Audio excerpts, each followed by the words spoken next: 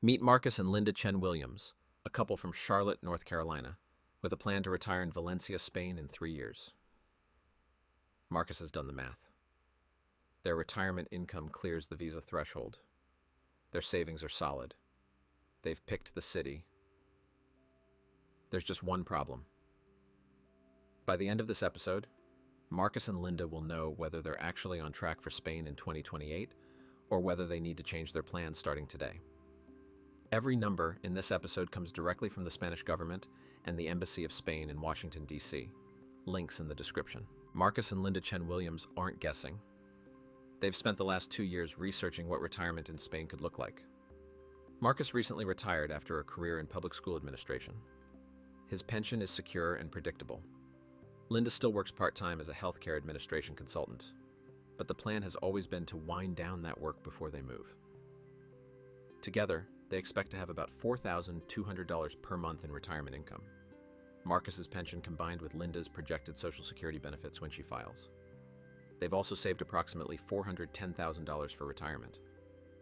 They have no debt. Their lease in Charlotte ends in 2027. For them, Spain isn't just a dream anymore. It's a plan. And in 2027, their lease ends. The clock is already running. Then Marcus found Spain's non-lucrative visa requirements. A retired couple generally needs to demonstrate roughly 3,000 euros per month in qualifying financial resources. Marcus did the math. Their projected retirement income was about $4,200 per month. On paper, they appeared comfortably above the requirement. His conclusion was simple. We qualify. They had 3 years to prepare. Everything seemed to be lining up. It was a logical conclusion. It just wasn't the complete picture. Spain's non-lucrative visa is the primary residence pathway for Americans who want to live in Spain without working.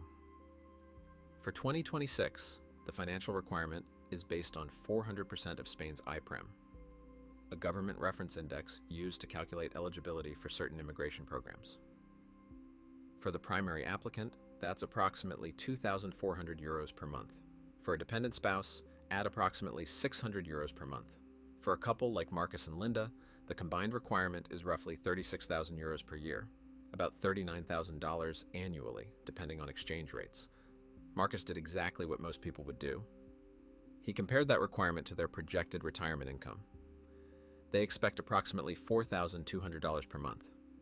The visa appears to require about $3,000 per month.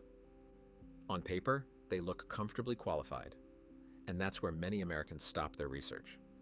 But the published income requirement is only half of the qualification process. Spain isn't simply asking, how much money do you have? It's asking, can you support yourself without working? That's where the concept of passive income becomes critical. Passive income includes pensions, social security, annuities, dividends, rental income, and other income that continues whether you work or not. Active income is different. Employment income, freelance work, consulting, remote work. If the income depends on you continuing to work, it generally isn't considered passive under the non-lucrative visa. Every month, Linda earns consulting income because she performs work. If she stops consulting, that income stops too.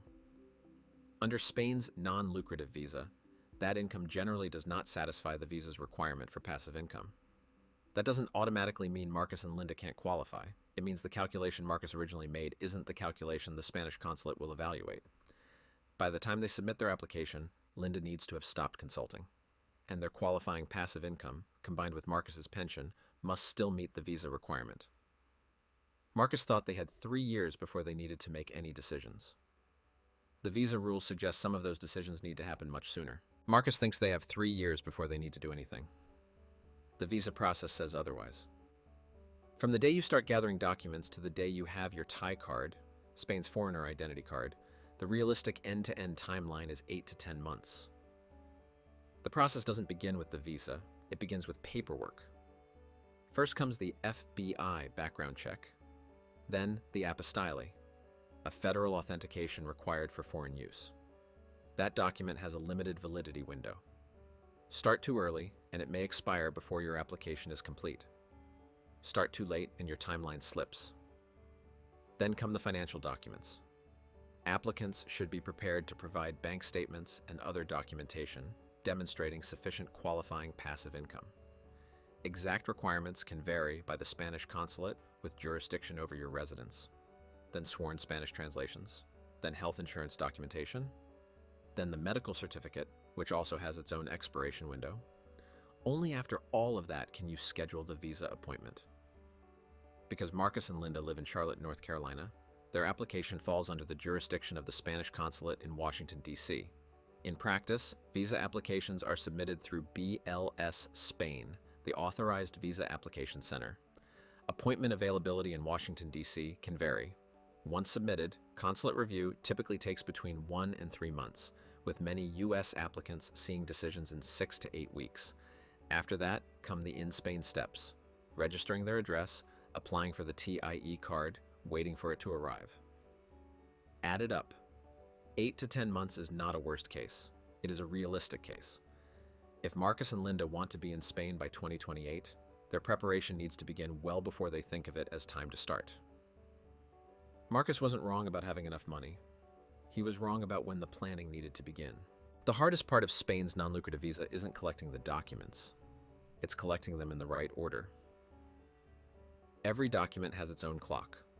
Some expire, some can't begin until another finishes. Some depend on decisions Marcus and Linda haven't made yet. Phase 1.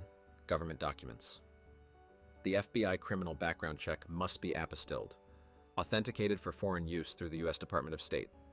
That document has a limited validity period. The clock on this step starts the moment they request it. Phase 2. Financial evidence.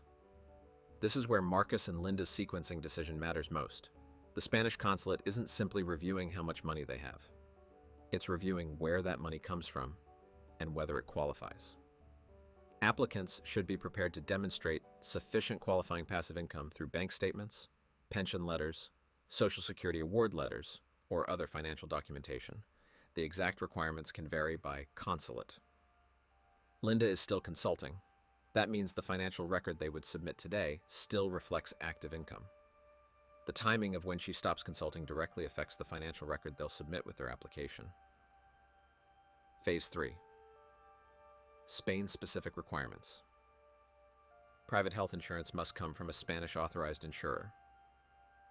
The policy must have no co-payments, no waiting periods, and sufficient coverage to meet the visa requirements. Travel insurance isn't enough. Most international policies aren't either. A medical certificate from a licensed physician is also required, and it carries its own expiration window. Phase 4. Sworn translations and the appointment itself. Every foreign document must be translated into Spanish by a certified sworn translator. Only after the full file is assembled can they book their consulate appointment through BLS Spain in Washington. Marcus thought the visa process started when they booked their consulate appointment. In reality, it starts the day Linda decides to stop consulting. That single decision determines when the financial documentation can begin, which determines when the application can be submitted, which ultimately determines when they can move to Spain. If you're planning your own move to Spain, or anywhere else abroad, subscribe to Next Chapter Abroad. Every episode is built from government agencies, immigration authorities, and verified official sources, so you can make retirement decisions based on facts, not marketing. New evidence-based episodes every week. So, here's what Marcus and Linda need to do now. First, and most important, Linda needs to choose her actual consulting stop date, not when she hopes to stop. The real date. That date starts the planning clock. It affects when they can begin building a clean financial record based only on qualifying passive income. And it forces the shift from "we may move to Spain someday" to "we are preparing an actual visa file." Second, Marcus needs to verify that their passive income alone clears the requirement. Not their lifestyle budget, not their total household income, their qualifying passive income. Marcus's pension, plus Linda's projected Social Security, must support the application without relying on consulting income. If Linda's Social Security at 62 does not replace enough of what consulting currently provides, they need to know that now, not 6 months before they apply. Third, they should confirm their consulate jurisdiction and begin watching the BLS Spain Washington, D.C. appointment process. Appointment availability can move around. Understanding the system before they need it can save weeks. Fourth, they should start researching Spanish-authorized private health insurance now. The policy needs to meet visa requirements. Costs vary, coverage terms vary, and getting this wrong can delay the entire application. None of this requires them to move tomorrow. It requires them to stop treating the visa as a future paperwork problem and start treating it as a timeline with consequences. This was never really a story about whether Marcus and Linda can afford Spain. It was a story about whether they are starting in time. They are, but only if they start now. If this episode made you realize your own Spain timeline needs a second look, download the free Spain Non-Lucrative Visa Readiness checklist using the link below. It includes an income qualification worksheet, a step-by-step documentation timeline, a passive income qualification guide, and a 90-day action plan, built from official Spanish government and consular sources. It's free, and it will help you start planning before the timeline starts planning for you.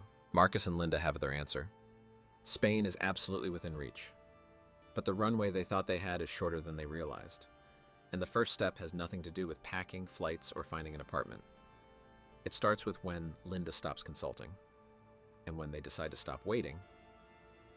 If you're in the same position, income that looks like it works, a timeline that feels comfortable, and a plan that has not yet become a process, run your numbers against the passive income rule. Check your timeline against the real 8 to 10 month clock. Then identify the first decision you need to make now. The best retirement abroad is not the one you imagined the longest. It is the one you prepared for correctly. The clock has already started. This is Next Chapter Abroad, helping Americans navigate retirement in Spain and beyond, using official sources, verified data, and real planning timelines. Your retirement, your world, every claim, every source, every time. We'll see you next time.